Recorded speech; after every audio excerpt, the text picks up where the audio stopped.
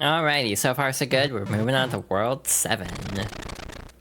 Now, for like in-game stuff, well, I want to show this off later, but just to note it, I actually am missing something from World 7. There's sort of like an achievement system in this game, where there's like unlockables tied to certain objectives, and one is tied to defeating Bowser in every world with a fire flower, and I am actually missing the one for World 7. So I'm actually probably going to try a little bit, at least, to try to hold on to this fire flower. So if you see me being a little bit more,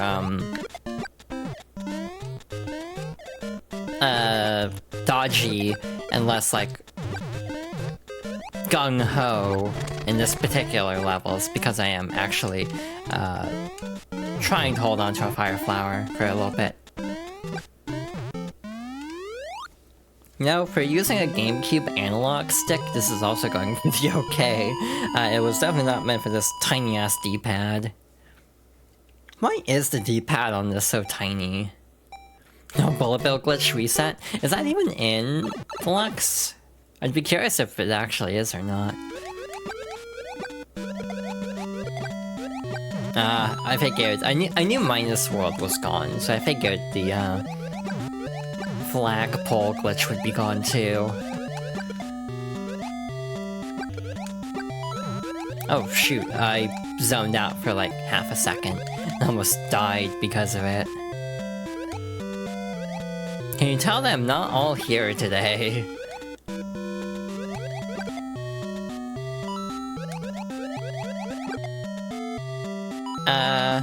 The other one is that I'm like torn on is like Mario 64, because I don't know if I want to count that or not. You can still do that? Oh wow, that's interesting actually. I thought they had removed it in this one. Maybe I'm thinking of All-Stars.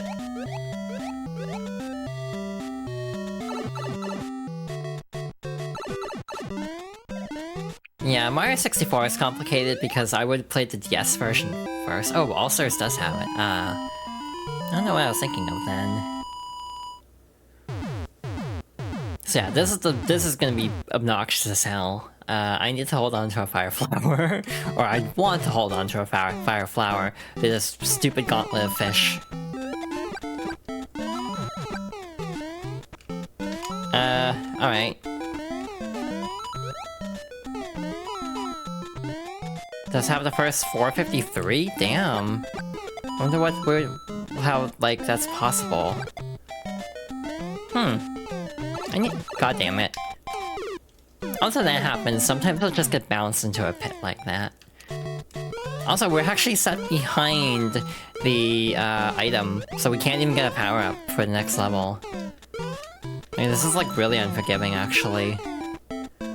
Transitioning between stages is faster. Is it based on level time or something? Because, like, I would think the map screens would add time to it, but maybe, like, the cuts away are fast enough. I'd have to look into that, because that actually sounds really interesting. I love speedrunning. I find it really fascinating. Same as NES, but there's no frame. Oh. So you don't have to worry about buses anymore. I keep making bus jokes. This is like the, what? Second or third one I've made recently. But there's no room for error? Oof. Ouch. Yeah, that is really cool though. That is possible. Is that RTA or like TAS? Shoot. There we go. All-Stars is faster? Oh. RTA, damn. That's really cool.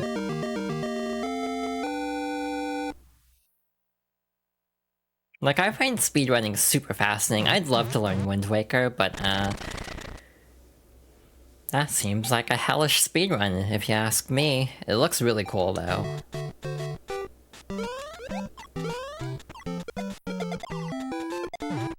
$451 task? Damn. Huh. That's really cool. Lost Levels is interesting, but again, we'll show that later, I think. It's like Ocarina to some extent. Yeah, that's kind of the problem, actually. It's like having to do the barrier skip and all the like death warps and everything. Not death warps, zombie hovers. Sounds like really scary. And then, wait, I do have a working Game Boy still. I could do the Tingle stuff too, because I do actually have a Game Boy Advance. I don't know if I would want to mash my face against a Game Boy Advance though, in all fairness, as part of a speedrun, as that is actually a speedrun strat. Wait, why don't they just do co-op runs? It'd be so much easier if they don't have to like use the GBA and everything all at once. Hi Kirby, how's it going? Oh, fun thing about this stage, we have this little block structure. Remember it for later, because it actually comes back later, but they make it scary. So fun story, if you get to this point, you're basically in the home stretch, because there's a life loop in this stage, which is good, because I hate 8 too. It's like one of the hardest stages in my opinion. But yeah, there was always a 1-up in this second, this second block here. So yeah, if you can get to this point, you're basically home free. Cause, yeah, this is like the hardest level otherwise. How am I? I am feeling actually pretty alright at the moment. I think.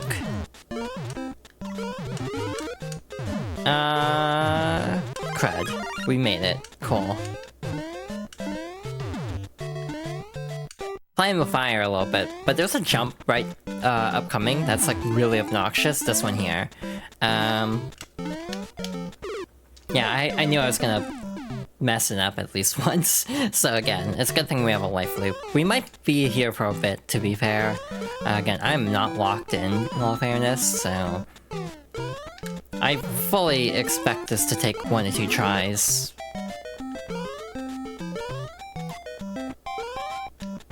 I don't know what else I'll use actual hardware for, in all fairness. Or at least GameCube, just because I do feel like I'm not as, like...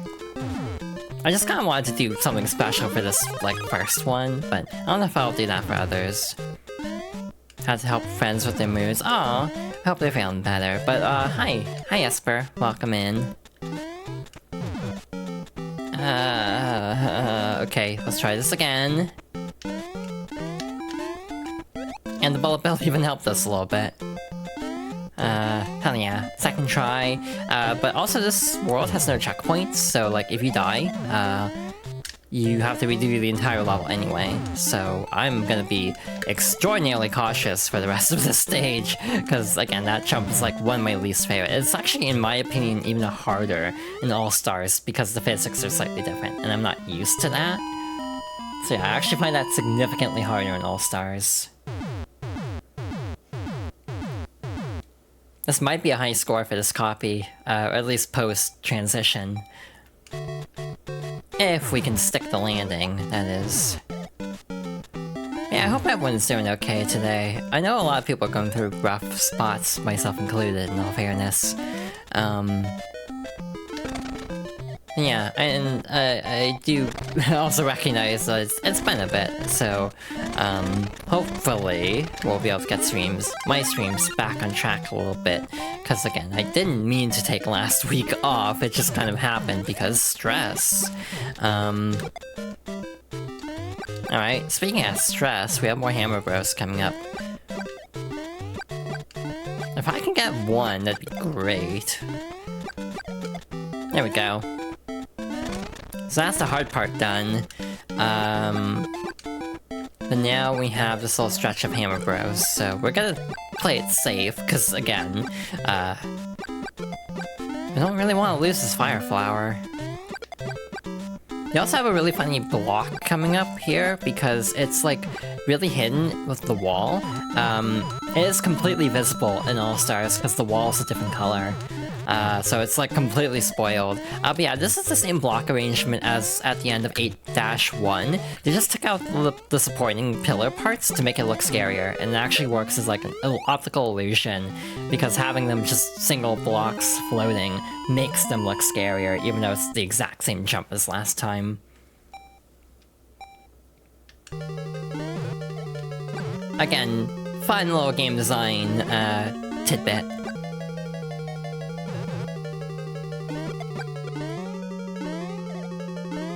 That was dumb, jumping, and at such a point where I couldn't even see if the platform was set up properly. Alright, so far so good. Just 3 more rooms, I think. Yeah, I need to get better about, like, being willing to take a break in all fairness. But again, hopefully we're getting back on track. I do have a plan potentially for Friday this week also, but I know other, like, friends like to stream on Friday, so I might not do it, but it would be a fitting day to stream a very specific game, and I feel like I should leave it at that for the sake of some suspense. Oh god. Hey, we made it. Totally wasn't worried. Totally had it under control the whole time. So we got this little fireball, so we're gonna wait for it just to be on the safe side, and then we will take out Bowser. So yeah, we are done with Mario 1. Damn, that only took like 40 minutes. Aw, she like gets on her little tippy toes. I don't remember that being in the NES version, so that's a really cool detail. The only time when like Luigi or Mario, for that matter, are taller than Peach, because normally they're a little bit shorter. And you got the end screen, so the ending is kind of spruced up a little bit. You also get this. And there is a separate one for Mario, as you might imagine.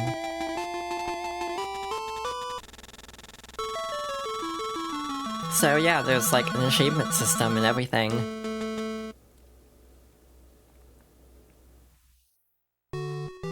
Alright, let's see where we ranked. I like how whenever I do my name now, I just include Fox, like a last name. You can also change color, but I like the white best for this branding. That is probably number 2, right? Because I think my other file was slightly higher. Nope, that's number 1. Hey look, it's inverted. Because you have 6-2 and then 2-6. It's almost, well, other than the 50 points on the end. It's almost the exact score, just with 2 digits flipped. Oh look, it's 26 also. The previous one. Of course it is. But we're moving on.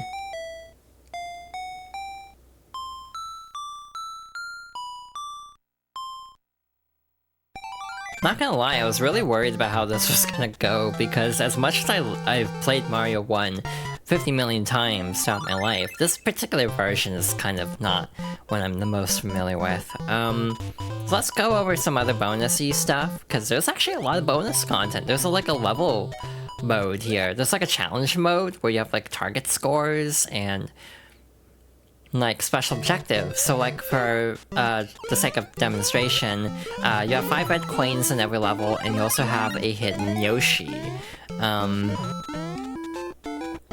So it's really a nice way to add some replay value to a game that, as we have seen, isn't very long.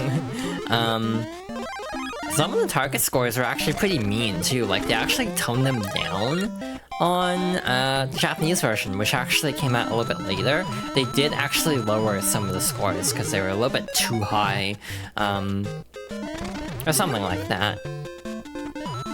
And yeah, some of the scores are actually very difficult because you have to like juggle points versus collecting all the like collectibles really fast. So it is surprisingly difficult. But yeah, you also have hidden Yoshis. I know this one's right there. But the others are obviously a little bit better hidden. I missed a coin somewhere, and I don't know where. That's mildly upsetting, actually, because it's like, where was that? Oh well. But again, there is like a whole scoring system and everything. I'm like the 300 off too. That was like really close to a perfect run. But was a little too slow and missed a coin.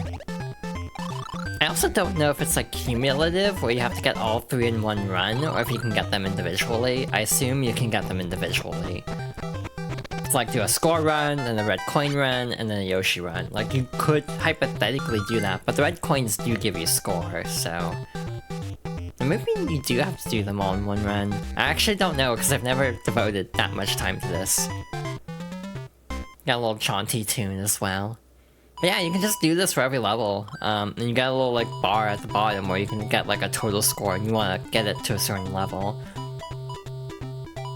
So yeah, it's a nice little way to add some additional challenge. There's a versus mode. I can't demonstrate it because I did not fish out a Game Boy Advance. But there was like an offline version of the versus mode, which is called You vs. Boo. Basically, you have these little, like, challenges where you race a boo, but again, I'm pretty sure these are the versus mode stages, just in single player. Which is nice, so you're not completely out of luck if you don't have anyone to play with. There's like a scoring system too, where like, depending on how fast you are compared to the boo target time, the boo will level up to be tougher. Like, there's like rare boos as well, I'm pretty sure. You also can't like zoom the camera out here, which is kind of interesting. But again, I've never actually played this multiplayer for obvious reasons, but it is cool that this exists. I actually don't know if this is like a single cart game, or like you need everyone to have their own cart kind of a game. Yeah, genuinely do not have an answer for that. But again, depending on how fast you score, how ahead you are against the boo, you will have the boo level up and be a little bit harder to defeat. But we didn't do great there, so the boo is gonna stay the same. But yeah, you have like a green boo as well. So yeah, a very interesting bonus mode. You also have like records, this is self-explanatory. Yeah, you can tell I didn't have the best time on like off-screen attempts where it's like, yeah, I got to 8-3 and died in the extra mode. Which also, yeah, there's still the extra mode from the original. You also get a level select if you beat the game once, but as you beat more levels, you'll unlock them as well for the level select. Same as always, Buzzy Beetles instead of Goombas, faster platforms, and so on. There's the album, this is the achievement system, so like, you get little different awards for different achievements. This is for the star courses, you have ones for like getting fireworks, which is based on timer. You have one for finding a hidden one-up. You know, finding a coin heaven, you know, beating the game kind of thing. There's also ones for like getting all the challenges completed, defeating one of each enemy. And yeah, you have special ones as well for using fire to defeat Bowser, and I'm still missing 7-4. Was that all that I want to show here? I think that is. I forget what all these are. There's one for finding Yoshi, I'm pretty sure. Like, specifically for Yoshi, but I think there's some others too, tied to extra mode. There might be one for versus mode too, which is basically unobtainable. It's possible to miss out on one of the challenge ones? Interesting, I did not know that. Finally, we have the little toy box over here. You have a calendar, because the game bugs out. Oh, that's unfortunate. So I can date the stream by going over here and saying, hey, just when you stream the game.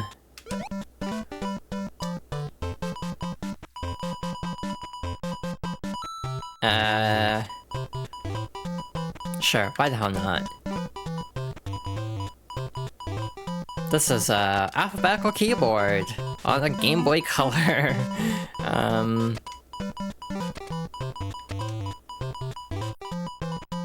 So it works about as well as you may expect it to. Is there a colon? I don't see a colon in this list, but maybe it's in the options. I need a colon for something. If you know me, you know exactly what I'm going to do. for this whole like retrospective series of going through like childhood favorites, the other one I'm not sure how to handle is Animal Crossing, because it's like technically those games can go on forever. So what counts as like a full playthrough of those? I don't know what these do. Ah, here we go. So we're just gonna go over here and then do this. There we go. So yeah, we have a little reminder of our stream playthrough date. If I ever like boot this game up again, which I don't know how likely that would be, but either way, it is preserved as long as the battery lasts. I'm amazed the battery still works. It's the original battery. I never replaced it. So it's kind of a miracle it's still functional, to be honest. Yep, like fortune telling. This is kind of neat. If you get like an extremely lucky, you actually start with 5 additional lives. Not that it really matters at this point, because we've already finished the game. This is how actual tarot draws work for me, it feels like. Yeah, here, you got 5 extra lives. If that works for the other mode, that could actually be really helpful. You have this one here, which just basically will tell you where Yoshis are. Not exactly, but they'll kind of indicate the general location of the hidden block. But you also have like all the Toads and Peach give you items.